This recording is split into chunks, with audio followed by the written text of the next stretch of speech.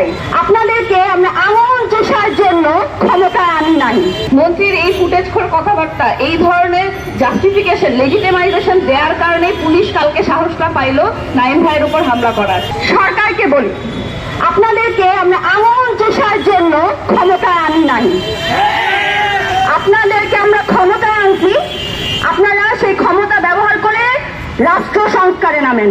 আমাদেরকে মারতে পুলিশ নামাবেন না, আমাদেরকে মারতে যদি পুলিশ নামান তাহলে কি হয় সেটা আপনারা কিন্তু ভালোভাবে জানার কথা। বিশেষ রাগ থেকে যে পুলিশ তার উপর হামলাটা করা গেছে সেটা ভিডিওটা দেখে স্পষ্ট। আমি এখানে দুইটা জিনিস বলতে চাই। প্রথমত, হামলার যে নির্দেশদাতা তার কিন্তু ইতিহাস আছে, তার কিন্তু পূর্বেও এই ধরনের হামলায় নেতৃত্ব দেওয়ার ঘটনা আছে। বিভিন্ন গণতান্ত্রিক সমাবেশে, মিছিলে সে বর্বরোচিত হামলা করেছে, সে আন্দোলনকারীদের উপর হামলা চালিয়েছে, মারপিট করেছে, এই ইতিহাস কিন্তু ডিসি মাসুদের আছে।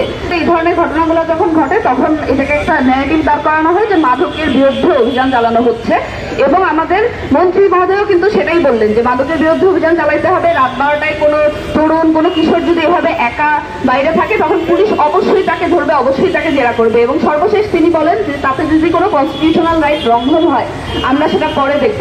একজন মন্ত্রী এই কথা বলতেই পারে না যে কনস্টিটিউশনাল রাইট যদি লঙ্ঘন হয় আমরা সেটা পরে দেখব।